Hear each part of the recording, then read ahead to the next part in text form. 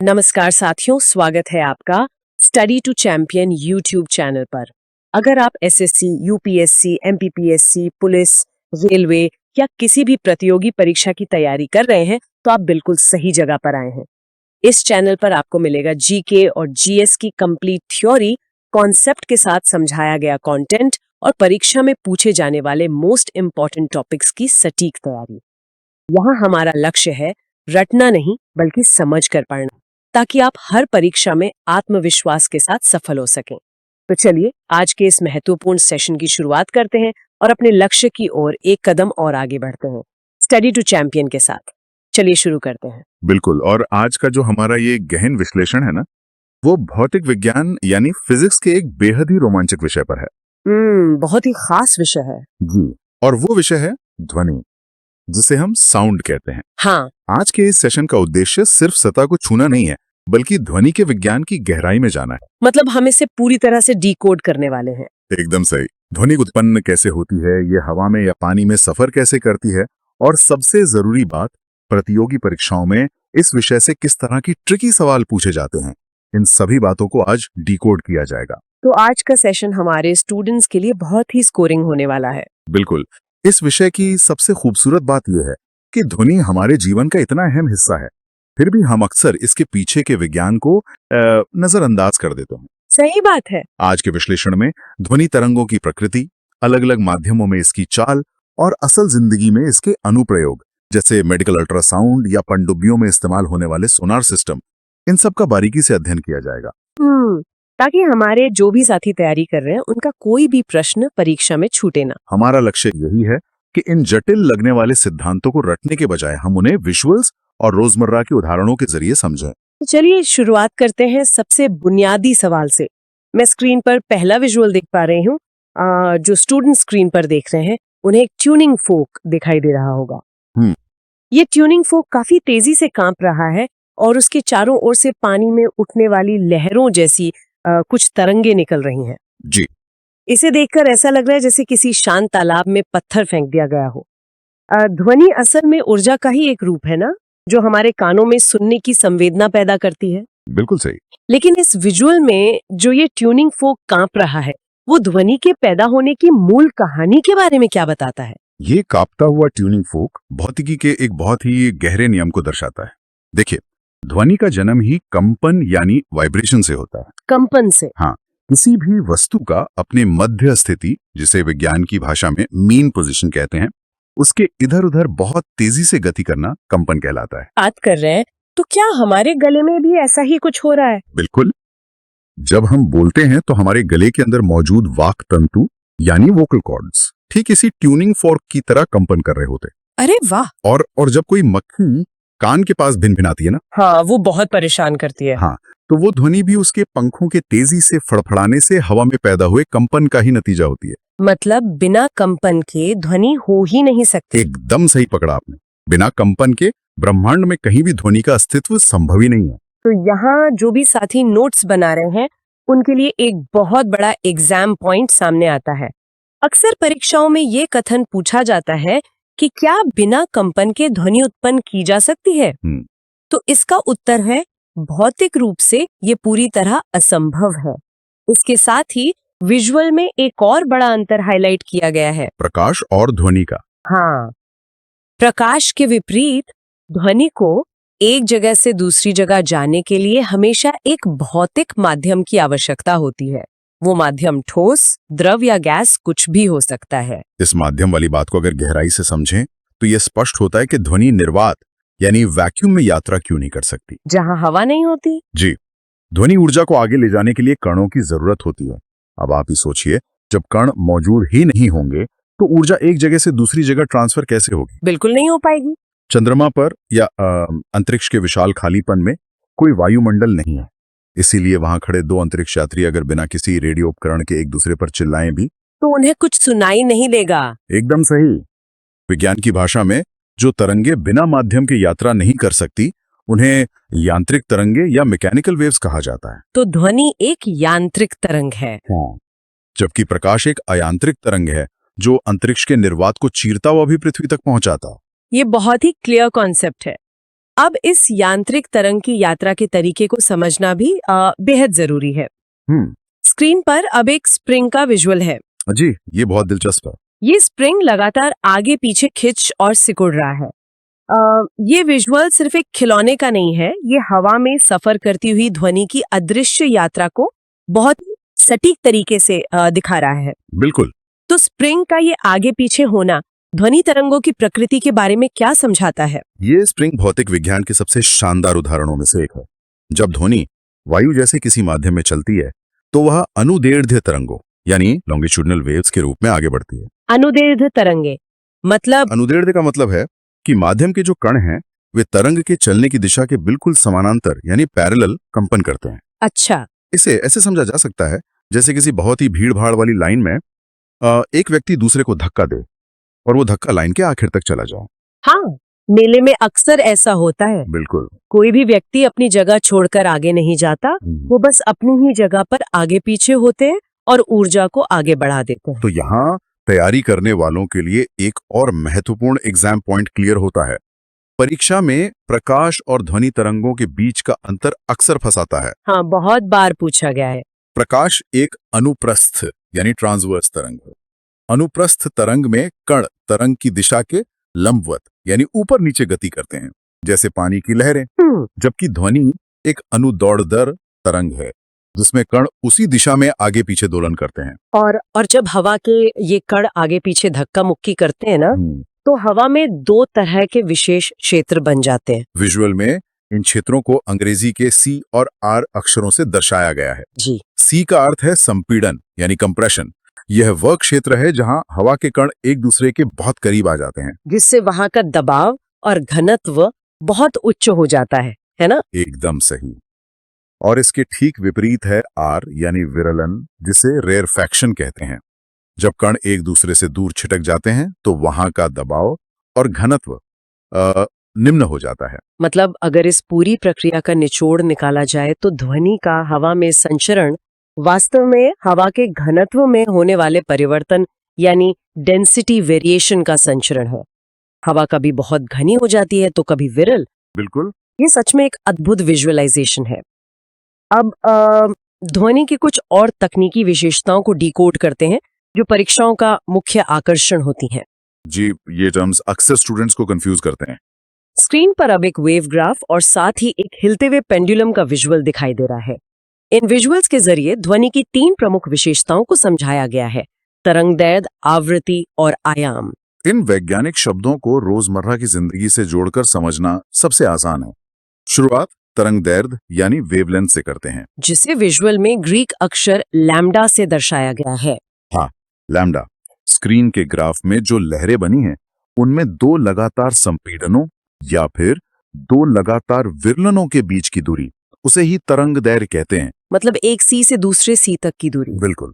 और क्योंकि ये भौतिक रूप से एक दूरी है इसलिए इसका SI मात्रक मीटर होता है। मीटर। परीक्षा के नजरिए से ये याद रखना जरूरी है कि ये वह न्यूनतम दूरी है जिसमें तरंग का एक पूरा चक्र समाहित हो जाता है। तरंगदैर्घ्य के बाद जो अगली विशेषता है वो है आवृत्ति यानी फ्रीक्वेंसी। जी। इसे न्यू अक्षर से निरूपित किया जाता है। स्क्रीन पर जो पेंडुलम लगातार अपनी जगह से इधर उधर जा रहा है वो आवृत्ति के सिद्धांत को जीवंत कर रहा है। बिल्कुल कर रहा है। तो आवृत्ति का सीधा सा अर्थ है कि 1 सेकंड में कुल कितने कंपन या दोलन हो रहे हैं। इसका SI मात्रक हर्ट्ज है। हर्ट्ज, हाँ। ये हमें ये बताती है कि कोई घटना कितनी जल्दी जल्दी घटित हो रही है। इसी से जुड़ा एक और पद है आवर्तकाल यानी टाइम पीरियड, जिसे कैपिटल T से लिखते हैं, जो उस समय को दर्शाता है जो एक पूर्ण दोलन पूरा करने में लगता है। और आवृत्ति और आवर्तकाल के बीच का जो गणितीय संबंध है वो बहुत ही तार्किक है। इसका सीधा सा सूत्र है T बराबर 1/ν। अच्छा। इसे रटने की बिल्कुल जरूरत नहीं है। अगर कोई पेंडुलम 1 सेकंड में 5 बार दोलन करता है यानी उसकी आवृत्ति 5 हर्ट्ज है, तो उसका एक दोलन पूरा करने में कितना समय लगेगा? जाहिर है 1 सेकंड का 5वां हिस्सा यानी 1/5 सेकंड। यही उसका आवर्तकाल है। कितना आसान लॉजिक है। अब बात करते हैं आयाम की यानी एम्पलीट्यूड, जिसे A अक्षर से दर्शाया जाता है। स्क्रीन के ग्राफ में लहर की जो ऊंचाई दिखाई दे रही है वही आयाम है। जी। तकनीकी रूप से माध्यम के कण अपनी मूल स्थिति से अधिकतम जितना विस्थापित होते हैं उसे आयाम कहते हैं। और यहाँ एक बहुत ही महत्वपूर्ण एग्जाम पॉइंट छिपा है। वो क्या? आयाम वो कारक है जो ध्वनि की प्रबलता यानी लाउडनेस को तय करता है। अधिक आयाम का मतलब है कि ध्वनि पैदा करने वाली वस्तु ने कणों को बहुत जोर से धक्का दिया है। यानी उसमें अधिक ऊर्जा है। बिल्कुल, और परिणाम स्वरूप ध्वनि बहुत तेज होगी। और प्रबलता के इस नियम को परीक्षा में अक्सर गणितीय रूप में पूछा जाता है। हाँ, ध्वनि की प्रबलता उसके आयाम के वर्ग यानी स्क्वायर के समानुपाती होती है। मतलब अगर आयाम बढ़ेगा तो प्रबलता भी बढ़ेगी। हाँ, लेकिन किस अनुपात में? इसका मतलब यह है कि यदि किसी ध्वनि के आयाम को 2 गुना कर दिया जाए तो उसकी प्रबलता सिर्फ 2 गुनी नहीं होगी, बल्कि वह 4 गुना बढ़ जाएगी। 2 का स्क्वायर 4। अरे वाह, ये तो बहुत बढ़िया कॉन्सेप्ट है। और प्रबलता को मापने की जो इकाई है वो डेसिबल है। विश्व स्वास्थ्य संगठन और विज्ञान के अनुसार 80 डेसिबल से ऊपर की ध्वनि मानव कान के लिए कष्टदायक होती है, जिसे हम शोर या नॉइस कहते हैं। बिल्कुल। प्रबलता से अलग एक और दिलचस्प गुण है जिसे तारत्व या पिच कहते हैं। स्क्रीन पर एक बहुत ही शानदार तुलनात्मक विजुअल है। जी। एक तरफ सीटी बजने की तीखी आवाज है जिसे हाई पिच कहा गया है, और दूसरी तरफ एक शेर की दहाड़ है जो बहुत भारी और मोटी होती है, जिसे लो पिच कहा गया है। इन दोनों आवाजों के बीच का ये बुनियादी फर्क किस वैज्ञानिक गुण के कारण होता है? ये फर्क पूरी तरह से ध्वनि की आवृत्ति पर निर्भर करता है। परीक्षा के लिए हमारे साथियों को ये बात हमेशा याद रखनी चाहिए कि तारत्व का सीधा संबंध आवृत्ति से है, आयाम से नहीं। अच्छा, फ्रीक्वेंसी से। हाँ, जब किसी ध्वनि स्रोत के कंपन करने की दर बहुत तेज होती है यानी आवृत्ति उच्च होती है, तो उसका तारत्व भी उच्च होता है और आवाज बहुत तीखी या पतली सुनाई देती है। बच्चों की आवाज, महिलाओं की आवाज या सीटी की आवाज इसके बेहतरीन उदाहरण हैं। समझ गई। और दूसरी तरफ जब कंपन धीमा होता है यानी आवृत्ति निम्न होती है तो तारत्व भी निम्न होता है। इसी कारण से शेर की दहाड़, ढोल की आवाज या पुरुषों की आवाज मोटी और भारी सुनाई देती है। बहुत ही शानदार तरीके से समझाया। ध्वनि के इन गुणों को समझने के बाद अब ध्वनि की चाल यानी स्पीड ऑफ साउंड की गतिशीलता पर आते हैं। जी। स्क्रीन पर एक बहुत ही महत्वपूर्ण प्रयोग का विजुअल है। इसमें 3 अलग अलग माध्यम दिखाए गए हैं। एक एल्यूमिनियम का ठोस ब्लॉक, पानी से भरा एक हिस्सा और सामान्य हवा। तो सवाल ये उठता है कि क्या ध्वनि इन तीनों माध्यमों में एक ही रफ्तार से दौड़ती है? बिल्कुल नहीं। ध्वनि की चाल मुख्य रूप से माध्यम की प्रकृति और उसके तापमान पर निर्भर करती है। अच्छा। इसका गणितीय रूप है वेग बराबर तरंग दैर्घ्य गुणा आवृत्ति। चाल को लेकर एक सार्वभौमिक नियम यह है कि तापमान बढ़ने पर ध्वनि की चाल बढ़ जाती है। ऐसा क्यों? क्योंकि ऊष्मा यानी हीट कणों को तेजी से गतिज ऊर्जा प्रदान करती है। लेकिन सबसे बड़ा अंतर जो आता है वो माध्यम की भौतिक अवस्था का होता है। और स्क्रीन का विजुअल इस अवस्था के अंतर को बहुत स्पष्ट रूप से दिखा रहा है। परीक्षा के लिए एग्जाम पॉइंट ये है कि ध्वनि सबसे तेज गति से ठोस यानी सॉलिड में यात्रा करती है, बिल्कुल, उससे कम गति द्रव में और सबसे धीमी गति गैस में होती है। इसे आंकड़ों से समझें तो 25 डिग्री सेल्सियस तापमान पर हवा में ध्वनि की चाल लगभग 346 मीटर प्रति सेकंड होती है। जी। जब हम पानी में जाते हैं तो ये चाल बढ़कर करीब 1531 मीटर प्रति सेकंड हो जाती है, और एल्यूमिनियम जैसे ठोस धातु में तो ये लगभग 6420 मीटर प्रति सेकंड की अविश्वसनीय रफ्तार पकड़ लेती है। और ठोस में इतनी तेज गति का कारण क्या है? वो है कणों की व्यवस्था। हाँ, ठोस में कण एक दूसरे के बहुत करीब एकदम सटकर पैक होते हैं। जब एक कण कंपन करता है तो वो तुरंत अपने पड़ोसी कण को ऊर्जा ट्रांसफर कर देता है। अच्छा, क्योंकि वो एकदम पास है। बिल्कुल। और हवा में कण दूर दूर होते हैं, इसलिए ऊर्जा ट्रांसफर में समय लगता है। ऐतिहासिक रूप से जब टेलीफोन का आविष्कार नहीं हुआ था तब लोग दूर से आ रही ट्रेन का पता लगाने के लिए पटरियों पर कान लगाते थे। हाँ, मैंने भी सुना है ऐसा। हवा के जरिए ट्रेन की आवाज आने से बहुत पहले लोहे की पटरियों के जरिए वो आवाज उनके कानों तक पहुंच जाती अरे थी। क्या बात है। ध्वनि की गति के इसी संदर्भ में एक और रोंगटे खड़े कर देने वाली घटना है सोनिक बूम। अरे हाँ, सोनिक बूम। स्क्रीन पर एक लड़ाकू जेट विमान का विजुअल है जो बादलों को चीरता हुआ उड़ रहा है और उसके पीछे शंकु के आकार की लहरें बन रही हैं। जब कोई विमान ध्वनि की चाल से भी तेज उड़ता है तो उसे पराध्वनिक या सुपरसोनिक गति कहते हैं, है ना? जी। इस सुपरसोनिक गति को उड्डयन की दुनिया में मैक नंबर में मापा जाता है। एक मैक का मतलब है ध्वनि की चाल। जब कोई विमान मैक 1 से तेज उड़ता है तो वो हवा के कणों को इतनी भयंकर तेजी से धकेलता है कि वे कण रास्ते से हट ही नहीं पाते। तो फिर क्या होता है? इससे विमान के आगे हवा का भारी दबाव बन जाता है और अत्यधिक ऊर्जा वाली प्रघाती तरंगें यानी शॉक वेव्स पैदा होती हैं। Shock waves. इन तरंगों में इतनी ज्यादा वायुदाब ऊर्जा होती है कि जब वे जमीन से टकराती हैं तो एक जोरदार विस्फोट जैसी आवाज आती है। इसे ही सोनिक बूम कहते हैं। ये ऊर्जा इतनी विनाशकारी हो सकती है कि इमारतों के कांच तक चटक जाते हैं। बाप रे! ध्वनि हवा में तेज भागती है और शॉक वेव्स पैदा कर सकती है, ये तो स्पष्ट है। लेकिन क्या ध्वनि किसी सतह से टकराकर वापस भी लौट सकती है? बिल्कुल लौट सकती है। स्क्रीन पर जो अगला चित्र है वो इसी घटना को दर्शा रहा है। एक स्पीकर से ध्वनि निकलकर एक बड़ी दीवार से टकरा रही है और फिर परावर्तित होकर वापस एक इंसान के कान तक आ रही है। प्रकाश की तरह ध्वनि के इस लौटने को हम ध्वनि का परावर्तन यानी रिफ्लेक्शन ऑफ साउंड कहते हैं। और ध्वनि का परावर्तन भी बिल्कुल उन्हीं भौतिक नियमों का पालन करता है जिन पर प्रकाश का परावर्तन काम करता है। मतलब आपतन कोण हमेशा परावर्तन कोण के बराबर होता है? एकदम सही। मेगाफोन, लाउडस्पीकर या शहनाई जैसे वाद्य यंत्र इसी विज्ञान के आधार पर डिजाइन किए जाते हैं। अच्छा। उनकी नली आगे से चौड़ी होती है ताकि ध्वनि की तरंगे बार बार परावर्तित होकर चारों दिशाओं में बिखरने के बजाय एक सीधी दिशा में श्रोताओं की ओर जाएं। परावर्तन से ही जुड़ी एक बहुत ही रोचक और प्राकृतिक घटना है प्रतिध्वनि, जिसे हम इको कहते हैं। इको, हाँ। स्क्रीन पर एक व्यक्ति एक विशाल पहाड़ी के सामने खड़ा होकर चिल्ला रहा है और कुछ सेकंड बाद उसे अपनी ही आवाज वापस सुनाई दे रही है। लेकिन रोजमर्रा की जिंदगी में जब हम अपने कमरे की दीवार के सामने बोलते हैं तो हमें इको क्यों नहीं सुनाई देती? इसके पीछे का विज्ञान क्या है? ये प्रतियोगी परीक्षाओं का एक बहुत ही पसंदीदा सवाल है। इसका रहस्य मानव मस्तिष्क और कान की क्षमता में छिपा है। वो कैसे? जब कोई मूल ध्वनि हमारे कान में पड़ती है तो उसकी संवेदना हमारे मस्तिष्क में लगभग 0.1 सेकंड तक बनी रहती है। अच्छा, 0.1 सेकंड? हाँ। अगर कोई परावर्तित ध्वनि 0.1 सेकंड के भीतर ही हमारे कान में वापस आ जाए तो हमारा दिमाग उन दोनों आवाजों को अलग नहीं कर पाता। स्पष्ट इको सुनने के लिए मूल ध्वनि और टकरा कर लौटने वाली ध्वनि के बीच कम से कम 0.1 सेकंड का समय अंतराल होना अनिवार्य है। तो इसी 0.1 सेकंड के नियम से एक बहुत ही महत्वपूर्ण गणितीय एग्जाम पॉइंट निकलता है।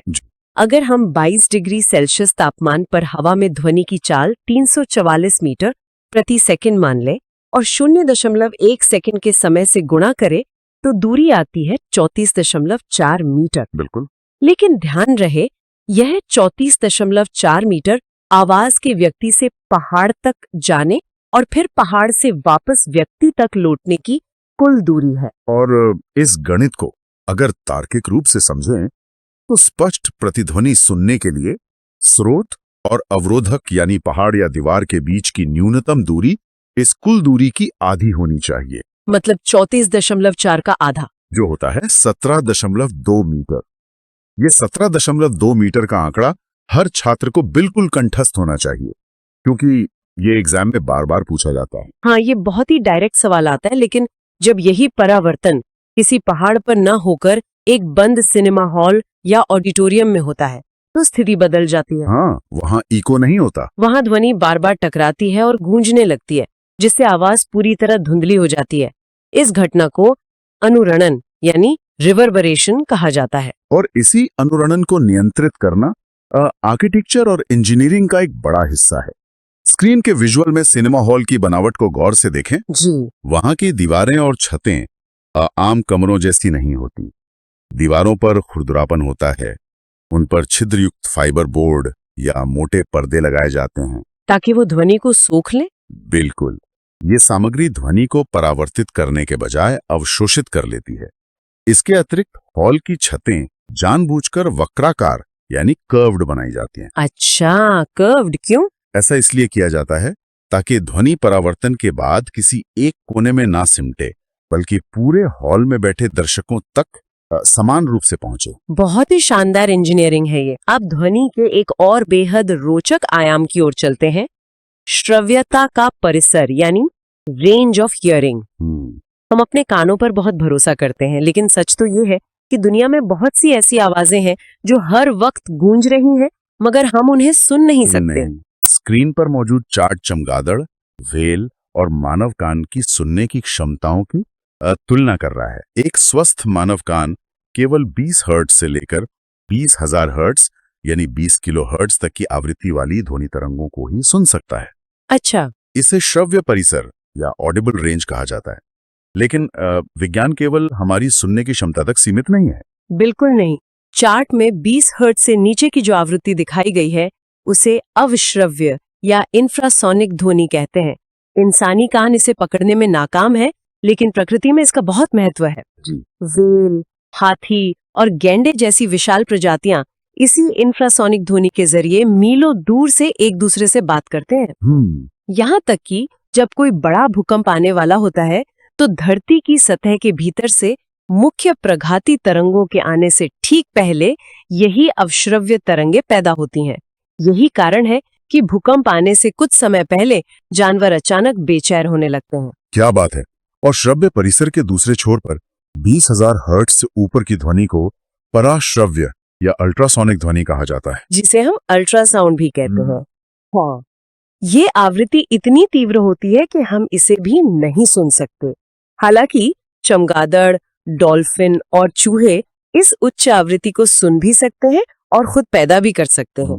परीक्षा के नजरिए से एक दिलचस्प तथ्य ये है कि 5 वर्ष से कम आयु के छोटे बच्चे और कुछ विशेष प्रजाति के कुत्ते 25 किलोहर्ट्ज तक की पराध्वनि को सुन सकते हैं।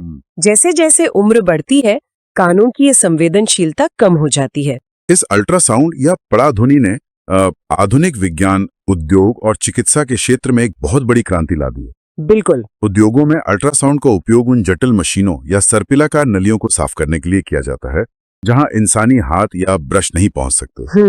इसके अलावा धातुओं के बड़े बड़े ब्लॉकों का निर्माण करते समय अगर उनके अंदर कोई सूक्ष्म दरार या बुलबुला रह जाए तो उसका पता लगाने के लिए भी अल्ट्रासाउंड का प्रयोग होता है। और ये औद्योगिक उपयोग अविनाशी परीक्षण यानी नॉन डिस्ट्रक्टिव टेस्टिंग का एक शानदार उदाहरण है। बिना तोड़े फोड़े जांच करना। हाँ, बिना धातु को नुकसान पहुंचाए ये पता चल जाता है कि अंदर कोई खामी है या नहीं। चिकित्सा के क्षेत्र में तो इसके अनुप्रयोग और भी जीवन रक्षक हैं। जी। स्क्रीन पर जो अल्ट्रासाउंड का विजुअल है उसमें एक डॉक्टर गर्भ में पल रहे शिशु के विकास की जांच कर रहा है। इसके अलावा हृदय की धड़कन और उसकी संरचना का प्रतिबिंब बनाने वाली इकोकार्डियोग्राफी यानी ईसीजी भी इसी सिद्धांत पर काम करती है। अच्छा। और गुर्दे की पथरी को शल्य चिकित्सा यानी बिना सर्जरी के बारीक कणों में तोड़ने के लिए लिथोट्रिप्सी तकनीक में भी अल्ट्रासाउंड का ही इस्तेमाल होता है। ये एक्सरे से कहीं अधिक सुरक्षित है क्योंकि इसमें शरीर को चीरने वाला कोई हानिकारक रेडिएशन नहीं होता। ये तो सच में बहुत काम की तकनीक है। अल्ट्रासोनिक तरंगों का सबसे बड़ा और शायद सबसे प्रसिद्ध उपयोग समुद्र की गहराइयों में होता है। सोनार। स्क्रीन पर विशाल और गहरे समुद्र के अंदर एक पनडुब्बी का विजुअल दिखाई दे रहा है जो ध्वनि तरंगे छोड़ रही है। इस तकनीक को सोनार कहा जाता है, जिसका पूरा नाम है साउंड नेविगेशन एंड रेंजिंग।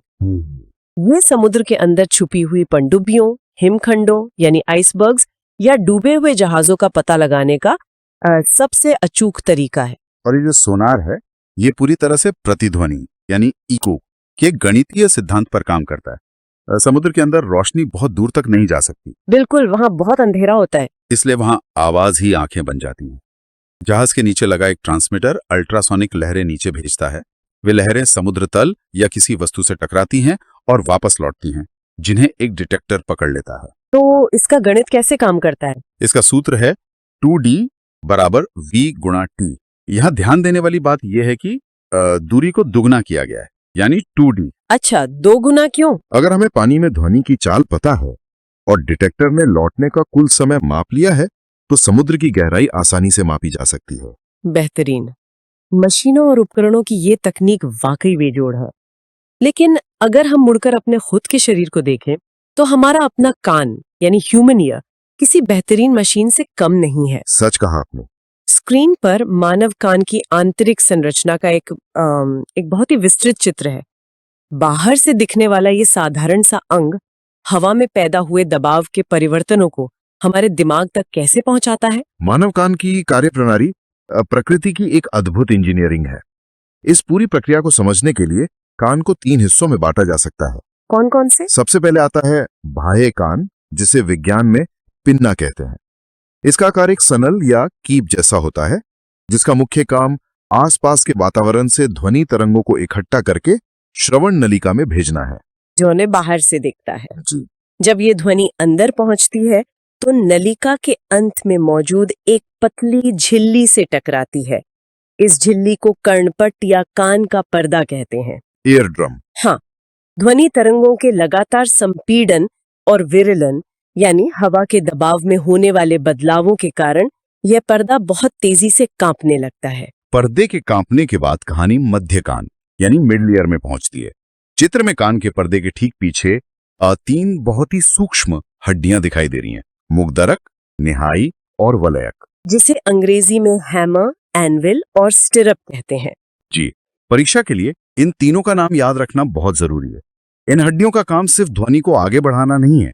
ये हड्डियां एक लीवर सिस्टम की तरह काम करती हैं और कान के पर्दे से आने वाले उन हल्के कंपनों को कई गुना बढ़ा देती हैं, यानी उन्हें एम्पलीफाई कर देती हैं। और इन हड्डियों द्वारा एम्पलीफाई होने के बाद ये कंपन अंतः कान यानी इनर ईयर में प्रवेश करता है।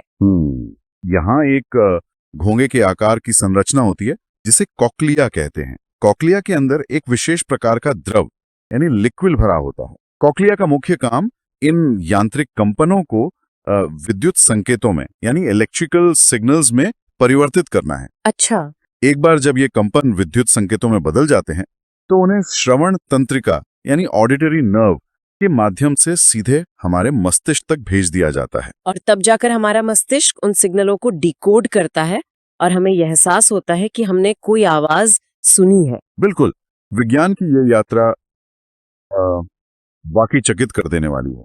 एक छोटे से ट्यूनिंग फोर्क या वाक तंतु के कंपन से शुरू होकर हवा के कणों से होती हुई कान के पर्दे को हिलाती हुई और अंत में मस्तिष्क में विद्युत तरंगों के रूप में चमकती हुई ध्वनि की ये पूरी प्रक्रिया विज्ञान का एक उत्कृष्ट उदाहरण है। बिल्कुल सही कहा। तो आज की इस गहरे विश्लेषण में ध्वनि के उत्पादन से लेकर अनुदैर्ध्य तरंगों की प्रकृति, आवृत्ति, आयाम और ध्वनि की चाल के जटिल सिद्धांतों को डिकोड किया गया है। इसके साथ ही प्रतियोगी परीक्षाओं में बार बार पूछे जाने वाले इको के 17.2 मीटर वाले गणित, अल्ट्रासाउंड के चिकित्सा और औद्योगिक उपयोग और सोनार की कार्यप्रणाली को भी विस्तार से समझा गया है।